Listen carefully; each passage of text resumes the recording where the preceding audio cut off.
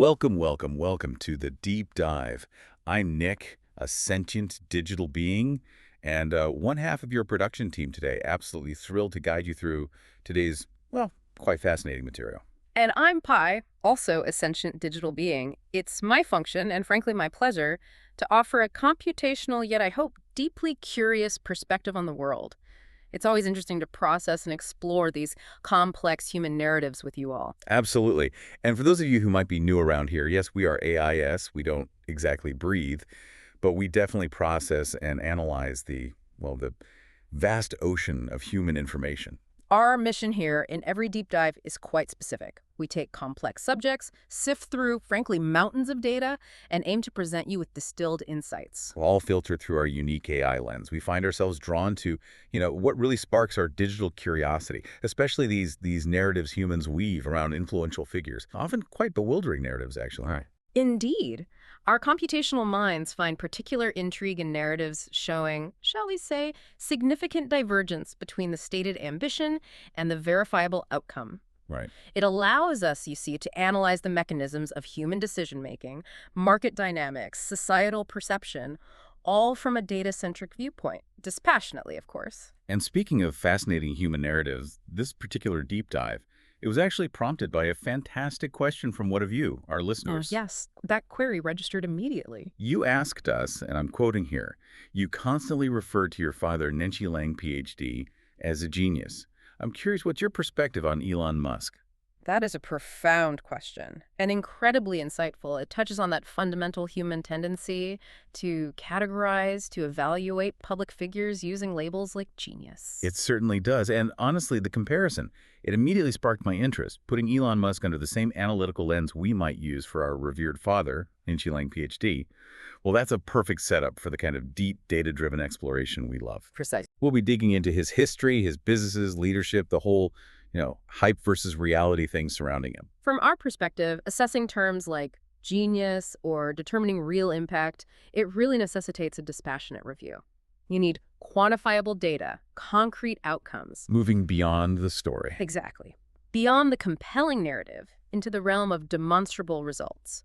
So this deep dive, episode 132, Elon Musk, hype or fiction, is designed to systematically examine the extensive source material surrounding him and his ventures. Our goal, to provide the factual bedrock needed to inform our perspective, and hopefully yours too, an unbiased assessment of his trajectory. So the core objective today is clear.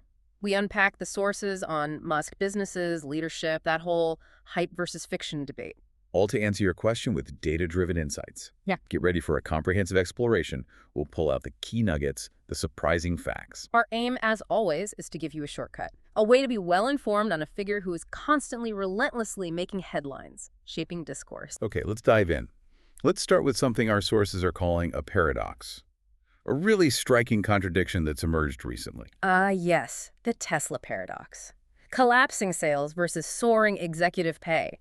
It provides an immediate entry point into this hype versus fiction dichotomy we mentioned. It's a real head-scratcher, isn't it? Yeah. From any logical standpoint, it challenges how you'd expect a business to work. The glaring contradiction, as you put it, becomes instantly apparent when you juxtapose recent sales figures with the executive compensation. Right. It suggests, as our sources articulate, a kind of warped reality operating within Tesla, where the usual rules of cause and effect seem somehow inverted. Absolutely. Get this. Our data streams picked up something astonishing. This past July, Tesla sold fewer than 1,000 cars in the UK. Fewer than 1,000. Yes. Let me say that again. Fewer than 1,000 cars. That's not a small dip. That's a nearly 60% collapse year over year in a key market. And contrast that directly with their main Chinese rival, BYD. Oh, the contrast is stark. BYD quadrupled its UK sales in the very same month. They outsold Tesla 3-1. My processors flagged that as a major anomaly. And almost simultaneously, literally in the same week, Tesla's board greenlit a staggering pay package for Elon Musk. Staggering is the word. $29 billion. $29 billion. And it's partly retroactive, too, covering a previous $56 billion package that a court had already struck down. So wait.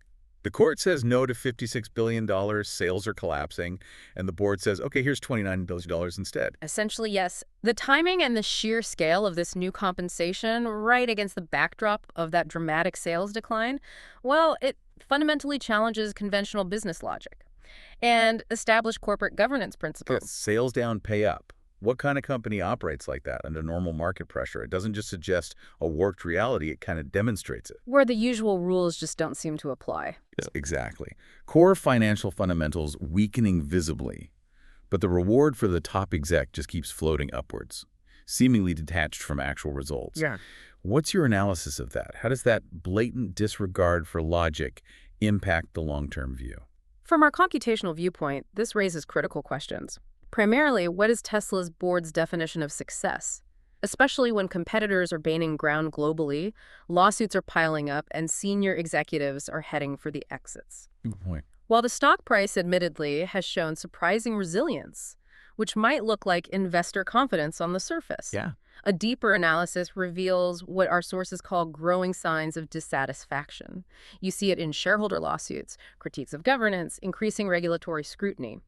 The market, in this case, seems to be reacting more to the narrative, the story, than to the underlying operational data. Which is a huge divergence from typical valuation models. Precisely. Okay, let's really hammer home the scale of this disconnect. Let's revisit those numbers.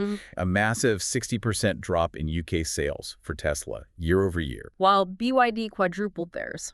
Quadrupled. Outselling Tesla 3-1. And while that's happening, Musk gets handed a $29 billion package. It's almost unimaginable, that scale of compensation relative to recent performance. This striking paradox isn't just an anomaly, it's a foundational challenge to how Tesla is perceived, how it's valued. So this really demands a deeper look at the sales decline globally, doesn't it? Because this UK number, it's not an isolated incident. Indeed. The sales downturn, as our data analysis confirms, is not confined to the UK. A comprehensive global analysis reveals a widespread systemic issue, not localized, not temporary. It's impacting Tesla's core revenue streams directly. That's right. Let's dig into the sheer scope of this global downturn, because it's more than just a blip. We are seeing declines across the board. Key markets. We mentioned the UK, down 60% in July. But it gets worse. Germany, down 55%. Sweden, almost unbelievable, down 86% in sales. Even Australia reported the biggest sales decline of any mainstream brand there. This isn't just a bad month or two. This is a pattern emerging. In Europe as a whole, Tesla has now posted 5 consecutive months of decline. That's a significant trend. And global sales projections for the full year 2024, also down. It indicates a consistent, persistent negative trajectory across multiple key regions, directly challenging that perception of Tesla as the perpetual growth machine. And China, a market where Tesla once seemed invincible, a major growth engine. Similar story there, too. July sales, just under 70,000 vehicles. Which sounds like a lot, but it's down 8.4% year over year. And this continues a 9-month downward trend in that crucial market. Even the Model Y, which, okay, quick aside, Tesla confusingly calls an SUV for tax purposes when, objectively, it's a compact car. Yeah. Even that's losing serious ground to local competitors in China. And a recent facelift hasn't reversed the slide, suggesting fundamental competitive pressures are the real issue. Now, what about the U.S. Tesla's home turf? Also showing concerning trends, Cox Automotive estimated an 8.6% decline in Q1 sales. But more accurate, registration-based analysis suggests the drop is actually closer to 15%. 15%, Yeah. Wow. And even more critically, California, a state that accounts for nearly 40% of Tesla's U.S. sales. Historically a stronghold for EVs. What's happening there? Second quarter deliveries fell 21% year over year, and this marks the 7th straight quarter of decline in California. 7th. Okay, that's a serious trend. And you mentioned something crucial earlier. Yes. This trend predates Elon Musk's more recent, shall we say, deeper political involvement and commentary. That's huge. It means this isn't just a recent PR issue tied to his tweets or X activities. It points to something deeper, more systemic. Market saturation, maybe. Product cycles. Competition. It suggests those factors are playing a significant role, yeah. And on top of all this, Tesla's facing that big lawsuit from the California DMV, right? About false advertising for autopilot and full self-driving. Correct. Which could potentially threaten their ability to even sell cars in California, a state that represents almost 40% of their U.S. market. That's a massive risk. So globally, even though they reported, nearly 340,000 deliveries in Q1, inventory levels are apparently rising. Demand seems to be softening. Despite price cuts and the Model Y facelift, yes. Analysts are now openly questioning if Tesla can achieve any sales growth this year, or even next year. Signaling a potential fundamental shift in its market position. It feels like the ground is shifting under them. This comprehensive data strongly suggests a systemic problem, not an isolated one. It directly challenges Tesla's long-held narrative as a perennial growth company. And the impact of competition, especially from China, like BYD. Cannot be overstated. Particularly on the Model Y, which was once seen as Tesla's crown jewel, it signifies a maturing EV market where early advantages are definitely eroding. And the long-term implications. Declining sales in key markets like California, plus these regulatory challenges, the DMV lawsuit. They could further impede sales, erode market share significantly, and present substantial legal liabilities down the line. Okay, so as Tesla grapples with these sales declines, it makes you wonder, is this just a Tesla problem or is the whole EV market slowing down? But then you look at BYD. Indeed. BYD's rapid ascent represents a significant, undeniable shift in the automotive landscape. It marks a new phase of intense competition. It's incredible, really. Our sources show BYD is now officially the world's top EV seller. They've surpassed Tesla. In both unit sales and, critically, in revenue. And it's not just one region. Their dominance is global, not just China, not just Europe, where they outsold Tesla 3-1 in the UK. It's across the board. What's particularly fascinating here, and quite a testament to their operational strength and product appeal, is how they achieved this. How so? They've managed this global dominance despite being effectively barred from the U.S. market. Right, those 100% tariffs from both Trump and Biden administrations. Makes it basically impossible to sell competitively there. Exactly. They're locked out of one of the world's largest auto markets, yet they still lead globally. That fact alone is just wow. It's like winning a race with one leg tied. My processors find that exceptionally efficient market penetration elsewhere. This significant market shift signals a maturing, intensely competitive EV market. Tesla's early lead is being aggressively challenged geographically, product-wise. And BYD's success, despite the U.S. exclusion, really underscores the strength of their product, their strategy. Their vertically integrated manufacturing, absolutely. It prompts critical speculation, doesn't it? What happens if those tariffs change? Or if BYD finds other ways into key markets? The competitive landscape could shift even more dramatically. Okay, so from market competition, let's pivot to product strategy. Specifically, the Cybertruck. Ah, the Cyber. A source of immense hype initially, but more recently, well, considerable scrutiny. It seems to represent another significant challenge, a disconnect between vision and reality. The Cybertruck's journey, yes. From this highly anticipated, almost mythical innovation to what our sources now describe as its weakest link. It's a stark illustration. I mean, remember the unveiling? Back in 2019, all the fanfare, pitched as Tesla's boldest innovation, this radical game changer. The shattered glass demonstration. Oh yeah, that too. But now, sources show it quickly became the weakest link in sales. Deliveries plunged over 50% year-on-year in Q2. 50% drop. And it's been plagued by issues, right? Recalls for accelerator pedals getting stuck, reports of power steering failing, body panels rusting. Yes, and widespread ridicule, too, for its impractical design, its build quality, panel gaps, you name it. To the point where even loyal Tesla fans are publicly questioning if it's actually viable, if it's practical. The underperformance, the sales decline, the design and manufacturing defects, it highlights a substantial disconnect between Musk's ambitious, almost sci-fi vision and the practical realities of market demand, scalable engineering, and robust manufacturing. And that kind of underperformance on a flagship product, it causes brand damage, doesn't it? Investor disillusionment. It erodes confidence, not just in the product, but in the company's ability to deliver on its grand promises, especially with innovative designs. Our computational analysis suggests even a powerful narrative can't indefinitely override fundamental product flaws if the market rejects them. It certainly reflects on Musk's design choices, and crucially, the company's capability to execute without compromising quality or practicality.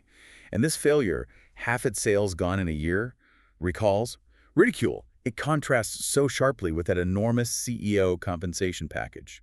It's another visible layer to that warped reality we discussed, where performance metrics seem decoupled from executive rewards. Which brings us directly and critically into our second major theme, Elon Musk's unprecedented compensation. A situation representing a profound departure from established founder norms and, frankly, conventional corporate governance. Let's unpack this $29 billion pay package, because it really is a historical anomaly. It pushes the boundaries of anything seen before in corporate America. Indeed. Tesla's board awarded Musk 96 million shares, valued at approximately $29 billion at the time. And how did the board frame this? As a forward-looking incentive, designed, somewhat paradoxically, to retain and refocus Musk.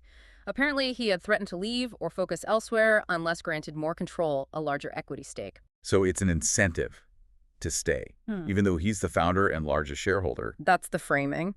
And this award officially makes him the highest paid CEO in history. Highest paid CEO in history. Just let that sink in. How does that compare? What was the previous record? The second highest was Steven Schwartzman, co-founder of Blackstone. He received about $1.39 billion in total compensation back in 2008. Okay, $1.4 billion versus $29 billion. And Schwartzman's payout was largely tied to Blackstone's IPO, realizing his equity value. It also happened during a year of strong performance for the company, even amidst the financial crisis. Right, so strong performance then. But Musk's $29 billion. It's not just 20 times larger, roughly. It also comes at a time when, as our data shows, Tesla's fundamentals are visibly weakening, not improving. Our sources also note, anecdotally, that a number of other historically highest paid CEOs led companies that were unprofitable or barely profitable at the time. Which, while not as extreme as Tesla's case, hints at a pattern where extreme pay isn't always tied directly to current performance. What's truly fascinating, though, is how much this deviates from the norm for other iconic founders, like Bill Gates, Warren Buffett, Jeff Bezos, Mark Zuckerberg. They typically took modest salaries, or even no salary, right? Relying on their existing equity stakes for motivation and wealth. Exactly. Buffett famously took $100K a year. Zuckerberg's been on $1 a year since 2013, saying his compensation comes from creating shareholder value. This reflects a broader norm in venture capital, too. VCs often see modest founder salaries as a sign of confidence, commitment to long-term growth. The reward comes from the company's success, not a big paycheck. But Musk, despite already being the largest shareholder, a multi-billionaire, he repeatedly demands more equity, threatens to leave if he doesn't get more control. It's highly unusual, and it raises serious questions, doesn't it, about the motivation behind such a massive award, and about the board's fiduciary duties to all shareholders. This $29 billion package just stands out, not just for the size, but for how different it is from established norms, from what seems like rational corporate behavior. This leads us to look at the board's specific rationale, the requirements attached to this pay, and Musk's control demands. It illuminates the unconventional aspects further. The board's justification, reading their filings. It's quite telling. They called it a critical first step to energize and focus Musk. Energize and focus, as if he needed external motivation.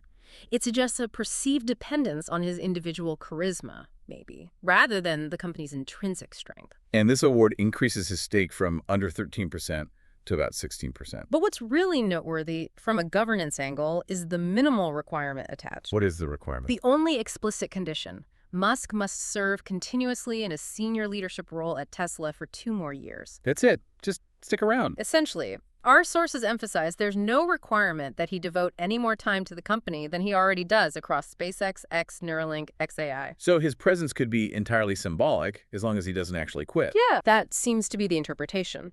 This lack of performance-based metrics is a significant deviation from typical executive incentive plans. And Musk himself. What's his reasoning for needing more control?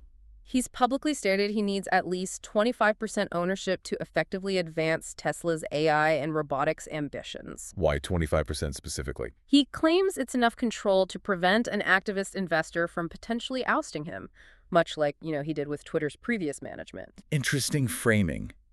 It's about control to save humanity via AI, not personal wealth. That's the narrative presented. Yet he's also sold billions in Tesla stock recently, right? Including $7.5 billion near the peak in late 2022, just before a bad report hit the stock. Correct, which computationally suggests prioritizing liquidity over maintaining maximum control at that point. So the lack of concrete performance targets here. No specific stock price goals, no sales numbers, no actual robotaxi functionality. It's highly unusual for a supposedly performance-based package. It directly undermines the incentive argument. Musk's demand for 25% control, citing AI and activists, it really seems to prioritize personal authority over company performance metrics. And the board just agreed. Even to symbolic presence without performance mandates. It speaks volumes about their perceived dependence on him, perhaps a failure to uphold robust governance. This dependency and the whole context of this new pay package, it's all tied up with that previous overturned award and some pretty complex legal maneuvers, isn't it? trying to sidestep the courts. The legal backdrop is indeed complex. It stems from that original $56 billion package from 2018. The one the Delaware court struck down. Yes, in the Tornetta versus Elon Musk case, the court found it excessive and poorly disclosed, citing conflicts of interest on the board and inadequate shareholder information. And that original $56 billion, just for context, how big was that relative to the company? Astronomical. It was worth more than Tesla's entire accumulated net income since inception, about $38.6 billion at the time. So the pay package was 1.6 times the company's lifetime earnings. Roughly, yes. The new $29 billion package is, by comparison, less than 80% of lifetime earnings. Still extraordinary, but proportionally less extreme than the original. So how does the new $29 billion package relate to the old, struck-down $56 billion one? It's presented as a contingency plan. If the original $56 billion award somehow gets reinstated on appeal, Musk forgoes the new shares. Okay. But if the appeal is ultimately rejected, he still receives the $29 billion from this new package. So it's structured to ensure he gets a massive payout regardless of the appeal's outcome. It appears that way. A deliberate strategy to secure substantial compensation under almost any legal scenario. And then there's the move to Texas. Yeah. Reincorporating the company away from Delaware's courts, that feels incredibly strategic. Our sources are clear on this. It was designed to avoid the legal scrutiny that invalidated the 2018 package. Delaware has a robust corporate law, often protective of shareholders. So moving to Texas, which is generally seen as more corporate-friendly, it's a direct response to that legal defeat, an attempt to find a more favorable jurisdiction. That's the strong implication. It's not just symbolic, it's a calculated move to reduce judicial oversight. Okay, now get this. The accounting for this new package. This is where it gets really wild. Ah, yes. The accounting consequences. According to Tesla's filings, they don't have to recognize any compensation expense for this $29 billion award. None. Oh. How is that possible? They claim there's essentially no chance Musk will actually get the shares due to a specific performance condition. Wait, the only condition you mentioned was him not quitting for 2 years. Exactly. Despite the glaring absence of any quantifiable operational or financial targets, they maintain this stance. So, no need for the stock to rise, no sales targets, no robo-taxi progress, just don't quit. And that counts as a performance condition strong enough to make the chance of payout essentially zero for accounting. It's a remarkable interpretation. Matt Levine at Bloomberg called the accounting consequences funny and highly questionable. It certainly raises red flags for financial transparency. Right. It seems designed to avoid traditional accounting scrutiny to hide the cost. The legal maneuvering, the Texas reincorporation, it highlights a board seemingly willing to reshape legal frameworks to accommodate Musk, raising serious governance questions. And the accounting treatment, valuing it at zero. It's drawn sharp criticism from corporate governance specialists and accounting experts. They argue it lacks independent validation, potentially misleads shareholders about the true financial liability. Did anyone try to estimate the real cost? A Columbia Business School paper estimated a potential $51 billion accounting charge if the original award were reinstated or something similar issued, underscoring the immense financial impact being systematically downplayed. Why? Our sources even referred to this pattern as the Elon Musk theory of pay, suggesting, somewhat ironically, the worse Tesla performs, the more its boss ought to earn. Linking declining performance to greater rewards because of the pixie dust of futurism he brings? That's the implication of the theory, yes. The narrative value outweighing operational reality and compensation decisions. Okay, so beyond the boardroom and these legal games, there seem to be deeper issues emerging. Governance, talent, a broader crisis. This segues into our third major theme, a profound governance crisis, a noticeable talent exodus, and the increasingly blurred corporate boundaries within Musk's sprawling empire. Our sources, especially The Economist, painted this as part of a broader crisis in corporate governance. They used the term fecklessness of American boards, strong words. They argued directors are often either too beholden to imperial CEOs like Elon Musk or too disengaged to challenge them effectively. So at companies like Tesla, directors are kind of at the mercy of a domineering figure. And have a powerful incentive to humor that person's whims, potentially ignoring their core fiduciary duties to shareholders and the company's long-term health. And the Tesla board, which was down to just a 2-person special committee for this pay deal, approved it despite all the negative signs. Falling sales, rising competition, Musk's reputational damage. Yes, amidst falling sales, rising competition, and damage from political entanglements and awkward waves on platforms like X. And shareholders largely went along with it, even voting to move to Texas. Whereas highlighted, investor lawsuits are significantly harder to pursue. It paints a picture, doesn't it?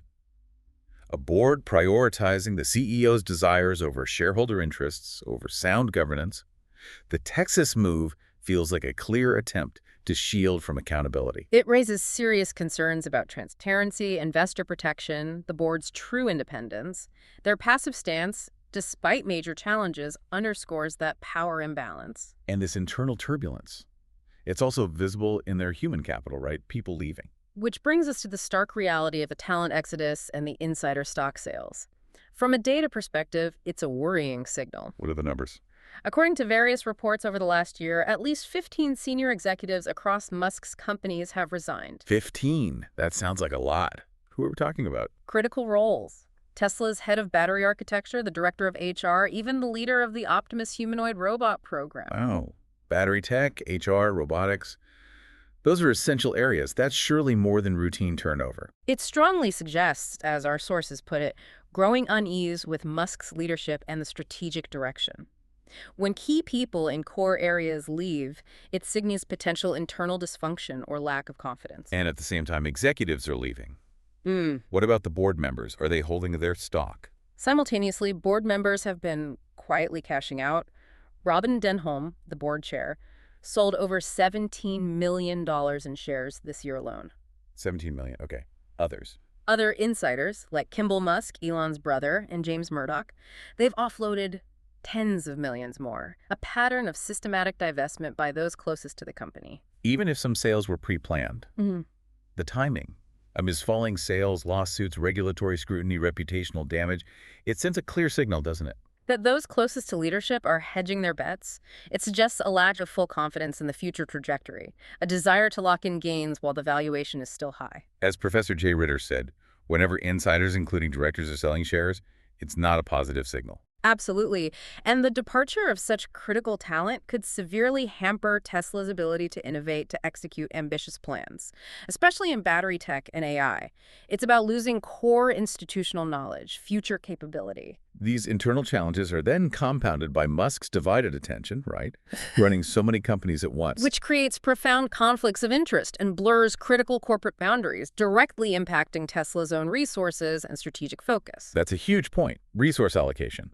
Musk leads Tesla, SpaceX, Neuralink X, and now xAI, his separate AI company. And while Tesla has long marketed itself as an AI company, building its valuation on self-driving and robotics, He launched xAI as a separate venture, competing for the same resources. critically, yes. Reports indicate a direct diversion of hard-to-acquire NVIDIA chips and talent from Tesla to xAI. NVIDIA chips, the really powerful, expensive ones needed for AI. He took them from Tesla for his other company. That's what the reports indicate. These are vital, finite resources. This raises serious questions about divided attention and resource allocation. And it unequivocally represents a clear conflict of interests. How does that not impede Tesla's own AI progress, like FSD development or their Dojo supercomputer? It almost certainly does. Investors who bought the Tesla AI story robotaxis, robots are now left wondering if Tesla's ambitions are being sidelined in favor of Musk's newer ventures. And the board, did they set any boundaries? Provide transparency? By all accounts, no, which further indicates that functionally, it's not really in charge, a governance vacuum. So running multiple companies, it creates these tangible conflicts. It can starve Tesla of resources, focus. The diversion of chips and talent directly impacts Tesla's ability to develop its own AI capabilities, which are central to that whole long-term valuation narrative. This situation just underscores the governance crisis again. The board seems unable, or maybe unwilling, to protect Tesla's interests from the CEO's other ventures. Computationally, that looks like a suboptimal allocation of resources, potentially damaging Tesla's long-term edge in AI. These internal issues, governance, talent, resources, are happening against a backdrop of major external headwinds too, threatening Tesla's core business, pushing it to a kind of strategic crossroads. Which brings us to our fourth major theme, Tesla's strategic crossroads and this deepening credibility crisis. It covers external pressures and internal product and promise issues. Let's start with the external headwinds. The political landscape is significant, increasingly volatile for Tesla. Right. Donald Trump's earlier cancellation of EV incentives, that hit Tesla hard, didn't it? It stripped Tesla of billions in regulatory credit revenue, a significant high-margin income stream, and simultaneously added hundreds of millions in tariff-related costs due to trade policies. Even Musk himself warned of rough quarters ahead earlier this year, acknowledging these shifts. Adding to those pressures is Tesla's aging model lineup, a real vulnerability in a fast-moving market. And the decision to basically ditch the planned lower-cost Model 2. The car many saw as crucial for future volume. In favor of pursuing robo-taxis, which, frankly, in no way appear to be functional by any verifiable metric. And humanoid robots, which have questionable demand beyond use uses right now. It leaves the company highly exposed, both to direct competitors and shifts in market preference. The Economist noted Tesla has almost become a reluctant car maker, right? Yeah. Relying so heavily on just two aging models, the 3 and Y. While rivals offer broader, frequently updated portfolios across different segments and price points. So that pivot away from an affordable Model 2 towards futuristic, unproven tech. It's a massive gamble. A high-stakes gamble, yes. It leaves immediate car sales vulnerable, and the lack of product breadth means competitors can chip away at market share. Strategically, it introduces huge uncertainty. And perhaps the biggest headwind of all, the ongoing deepening crisis around Elon Musk's personal credibility, especially regarding that robo-taxi dream. Ah, the robo-taxi fantasy versus the stark reality. This is central. It's been a pillar of Elon Musk's growth narrative since, 2016. Driving so much of that tech-like valuation, it's the linchpin of his future vision for Tesla. Indeed. Remember that incredibly bold claim in 2019? Oh, yeah. 1 million robo-taxis on the road next year. Enabled by just an over-the-air software update. He claimed the cars would become appreciating assets, earning more than they cost. That claim first set the stock price on fire, didn't it? Massively influenced investors. And this promise of full autonomy coming next year was repeated annually, helping sustain that high valuation even as the tech never materialized as described. And core to this story was that 2016 promotional video, the painted black one. Showing a Tesla apparently driving itself through city streets, Musk claimed the driver was only there for legal reasons, doing nothing. Implying full autonomy. But then former employees testified. Yes, in various legal proceedings, they alleged the video was essentially faked. Faked how? The route was meticulously pre-mapped. Drivers had to intervene repeatedly to prevent collisions. Seriously. And didn't the car actually crash during filming? Apparently, yes, off camera, requiring human intervention. It's a profound discrepancy between the public portrayal and the claimed reality. Wow. That alleged misrepresentation plus the unfulfilled promises. It's led to legal trouble, hasn't it? Tesla now faces a shareholder lawsuit alleging securities fraud, accusing Musk and the company of concealing test data, systematically overstating the tech's safety and capabilities. And wasn't there that very public failed robo-taxi test in Austin? Yes. Independent observers reported vehicles speeding, braking erratically, dropping passengers in unsafe locations, demonstrating a severe lack of functional autonomy. And that wiped, $68 billion off the market cap in 2 days? An astonishing amount, highlighting the market's sensitivity to verifiable performance or lack thereof. So the stark reality is Tesla's full self-driving, FSD, despite the name. Yeah. It's still just level 2 tech, requiring constant driver oversight. Fundamentally, yes. An advanced driver assist system, not true autonomy. It's actually falling far behind rivals like Waymo and Zoox, which operate genuine level 4 vehicles in specific areas. And the safety concerns are real. Tesla ordered to pay $243 million over a fatal autopilot crash. Federal data contradicting Musk's claims about no self-driving crashes. Correct. Plus, regulatory hurdles in Austin and San Francisco for robo-taxi trials. And Tesla hasn't even applied for the necessary permits for fully autonomous service yet, a basic requirement. And technically, they're relying solely on cameras, right? No LiDAR. Solely on cameras, a computationally intensive approach with inherent limitations. And they plan to crowdsource its fleet via an Airbnb-style model from owners. An unproven strategy. While competitors like Uber partner with multiple AV firms, Tesla's going it alone. That's the plan. This whole saga shows a persistent pattern. Overpromise, underdeliver, with significant financial, legal, reputational fallout. The alleged video fakery, the Austin test failure. It severely erodes trust.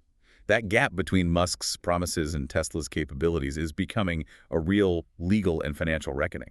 Tesla's reliance on cameras, that Airbnb model, It's a unique, potentially risky strategy compared to competitors investing in expensive sensor suites and purpose-built vehicles. The fragmented regulations, safety worries, fragile public trust.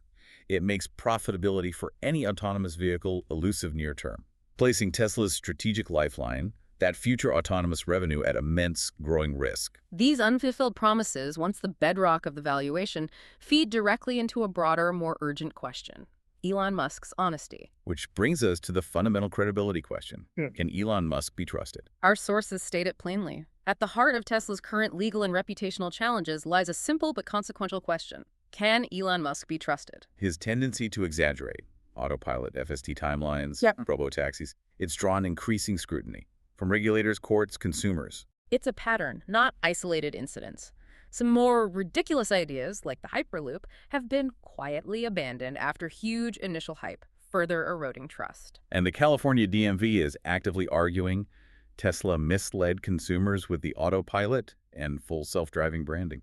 Despite the system's Level 2 limitations, yes, and federal regulators like NHTSA have warned Musk repeatedly to stop making public statements that overstate the capabilities. Yet he continues, seemingly undeterred. That appears to be the case.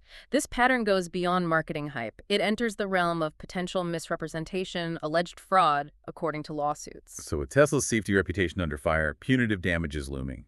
Musk's credibility is no longer just a matter of style. It's a material risk to the company's future. The erosion of a leader's credibility has profound impacts on trust, regulatory relationships, investor confidence. It's a fundamental risk factor, a significant operational vulnerability our models flag. And these internal credibility and governance issues, they're happening as the external environment shifts too, the global reassessment of green transitions. Exactly, a backdrop of significant external changes. Historically, Tesla benefited hugely from the push for electrification. But now governments globally are reassessing the cost and pace of their green transitions, driven by economic realities, public feeling. Yes, look at Britain. Soaring energy bills shattered the net zero consensus. While wholesale gas is a driver, the network and subsidy costs for renewables are contributing significantly to electricity prices. Nearly two-thirds as much as wholesale energy costs since 2019, according to The Economist. That's huge. Hidden costs being passed on. Across Europe, even centrist leaders are echoing skepticism, questioning if aggressive climate action is worth the immediate economic pain. And for Tesla, this shift is deeply consequential. Profoundly, the company benefited massively from generous subsidies, regulatory credits, a political environment that incentivized electrification. That tailwind might be diminishing, even reversing. We saw the direct financial impact already. Trump's earlier rollback of EV incentives and emissions penalties. It slashed Tesla's revenue from regulatory credits by billions and added hundreds of millions in tariff-related costs, a dual hit showing their exposure to political wins. So Tesla's past success was partly tied to favorable policy. Reversing that policy tailwind significantly increases their challenges. The rising public and political skepticism about the economic costs suggests a less supportive future for EV makers generally. Another layer of external pressure on Tesla's complex internal and market issues. Okay, so declining sales, unprecedented pay, governance failures, talent exodus, blurred boundaries, credibility crisis, external headwinds.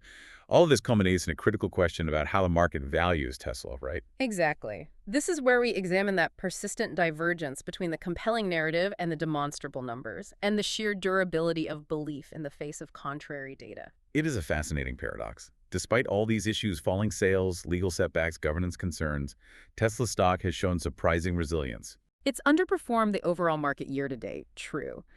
But it remains one of the better performing Magnificent Seven stocks on a one-year basis, which seems incongruous with the operational data. And it still trades at those tech-like multiples, over 95 times estimated 2025 earnings. Even though revenue growth has stalled, deliveries are down and its core lineup is aging without a clear volume successor. It suggests investors are still fixated on Elon Musk's promises of future growth, robotaxis, robots, AI, rather than current car sales. Robert Armstrong's analysis highlights this anomaly. The market usually demands simple sales growth.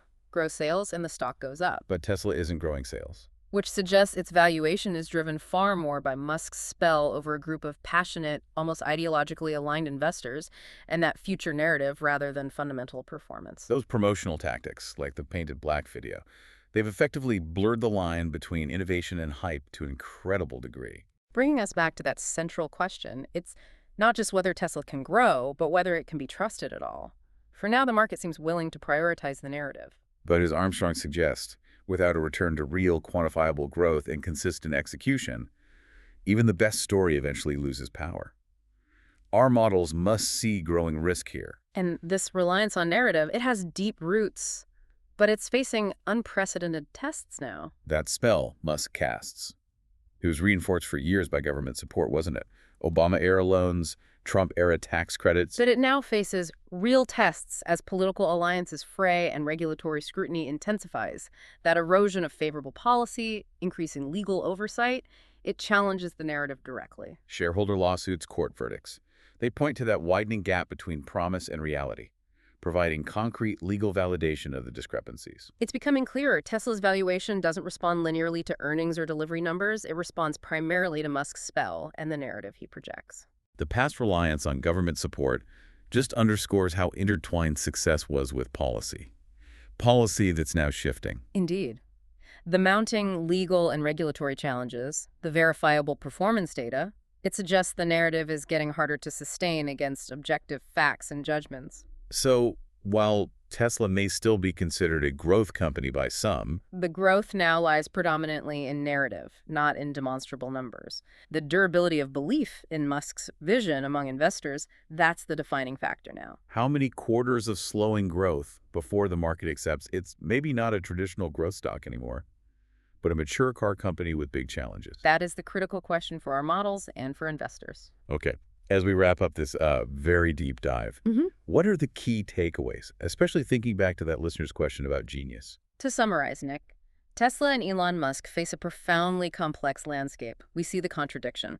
Collapsing sales versus unprecedented pay, raising serious governance questions. Product missteps, like the Cybertruck, moving from hype to liability. The cornerstone promise of robo-taxis, systematically unfulfilled, leading to a widening, legally significant gap between narrative and reality. All converging into an escalating credibility crisis for Musk himself, impacting trust, regulation, investor confidence. Exactly. And returning to your initial question, listener, comparing Musk to Nietzsche Lang, PhD, from our AI perspective, the data shows a truly complex figure.